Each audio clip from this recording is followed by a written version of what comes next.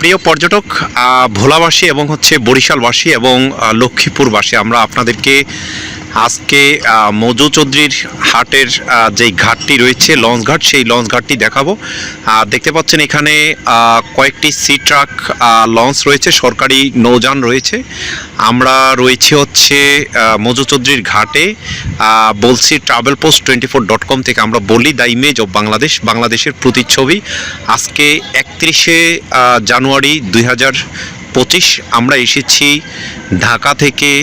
কিভাবে ভোলার মানুষ চট্টগ্রাম থেকে এসে নোয়াখালী হয়ে লক্ষ্মীপুর দিয়ে হচ্ছে মজু চৌধুরীর ঘাট দিয়ে হচ্ছে ভোলা এবং বরিশাল যাতায়াত করে, আমরা দেখাচ্ছি মজু চৌধুরীর হাট চ্যানেল।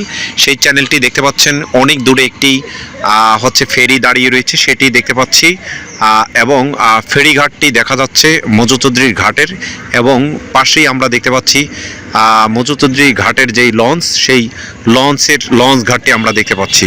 এবং তার পাশে আমরা দেখতে পাচ্ছি সুরুজ ঘাট, যেটি হচ্ছে মজু চৌধুরী হাটের সুরুজ ঘাট। এখানে প্রায় 16টি হচ্ছে সুলুজ রয়েছে, যেই সুলুজগুলোর মাধ্যমে হচ্ছে পানি হচ্ছে নোয়াখালী, লক্ষ্মীপুর, ফেনীর যেই পানিগুলো, সেই পানিগুলো মেঘনা নদীতে প্রবেশ করে, সেগুলো আমরা দেখাচ্ছি এবং ভেরি বাটটি দেখাচ্ছি। আজকে হচ্ছে 31শে জানুয়ারি, আমরা এসেছি ঢাকা থেকে মজু চৌধুরী হাটের ভিডিও করার জন্য। আপনারা দেখতে পাচ্ছেন এইখানে এখন জোয়ার রয়েছে, সেই জোয়ারের কারণে হচ্ছে জোয়ারের পানিগুলো যাতে ভিতরে প্রবেশ না করতে পারে, সেই জন্য কপাটগুলো হচ্ছে আটকানো রয়েছে, আমরা সেগুলো দেখতে পাচ্ছি। এবং পাশে আমরা লঞ্চ দেখতে পাচ্ছি, যে ভোলা থেকে মজু চৌধুরীর হাট পর্যন্ত সেখানে লঞ্চ আসে এবং হচ্ছে স্পিড বোট আছে, সেগুলো আমরা দেখতে পাচ্ছি। এবং পাশেই ড্রেজারের মেশিন দেখতে পাচ্ছি, যারা হচ্ছে সবসময় এই জায়গাটি পরিষ্কার করে রাখে। কয়েকটি ড্রেজারের মেশিন আমরা দেখতে পাচ্ছি। এবং পাশাপাশি আমরা দেখতে পাচ্ছি যে ফেরিঘাট, যেই ফেরিঘাটের মাধ্যমে দক্ষিণের 21টি জেলার গাড়ি এবং হচ্ছে বাস এবং হচ্ছে ট্রাক, তারা হচ্ছে চট্টগ্রামে যাতায়াত করে, সেটি। এবং মজু চৌধুরী হাটের যেই চ্যানেলটি, সেই চ্যানেলটি দেখতে পাচ্ছি।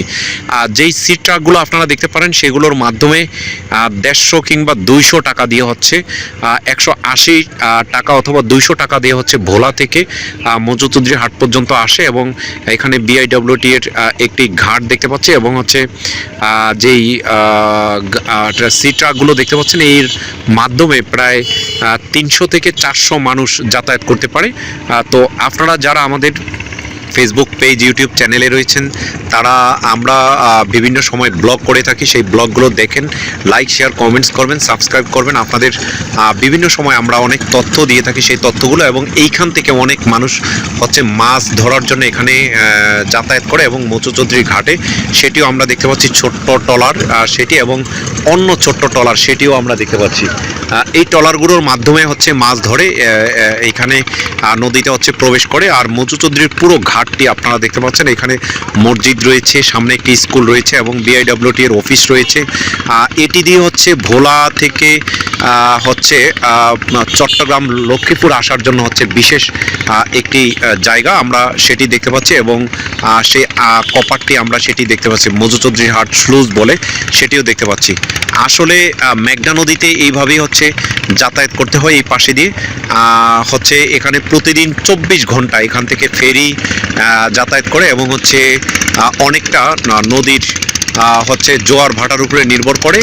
এবং এখানে যেই ইসেগুলো রয়েছে, আপনার লঞ্চগুলো রয়েছে, প্রত্যেক 1 ঘন্টা পর পর এখান থেকে লঞ্চ যাতায়াত করে। তবে অনেকটা হচ্ছে ইসের জন্য জোয়ার ভাটার উপরে, এবং গাড়ি বিশেষ করে হচ্ছে সকাল ভোরবেলা 7টা, 7:30 থেকে শুরু করে। এবং বরিশাল থেকে অনেক লঞ্চ হচ্ছে এই মজু চৌধুরী হাটে, পাতারহাট, বরিশাল থেকে মেন্দিগঞ্জ এবং বরিশাল সদর থেকে হচ্ছে এইখানে হচ্ছে আসে। এবং দেখতে পাচ্ছেন এই ট্রলারগুলো, ছোট ছোট ট্রলারগুলো, ডিঙি নৌকা, তারা মাছ ধরে এখানে ঘাটে মাছ বিক্রি করার জন্য আসছেন, আমরা সেটি দেখতে পাচ্ছি। এবং এই দেখার মাধ্যমে যারা এখানে ড্রেজিং করেন কিংবা হচ্ছে এই রাস্তাটি, আমরা এক সময় বলবো যে এখান দিয়ে হয়তো ভোলা থেকে হচ্ছে একটি ট্যানেলের মাধ্যমে অথবা ব্রিজের মাধ্যমে লক্ষ্মীপুরের সাথে যদি সংযোগ স্থাপন করা হয়, তাহলে ভোলার মানুষ মাত্র 4 ঘন্টায় হচ্ছে ঢাকার সাথে যাতায়াত করতে পারবে এবং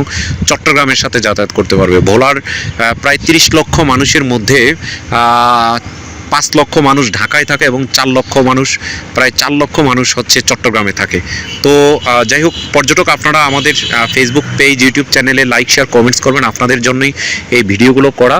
এই ভিডিওগুলো দেখে আপনারা হচ্ছে উপকৃত হবেন এবং আপনাদের উপকারের জন্যই আসলে এই ভিডিওটি করা। সকলকে অসংখ্য ধন্যবাদ।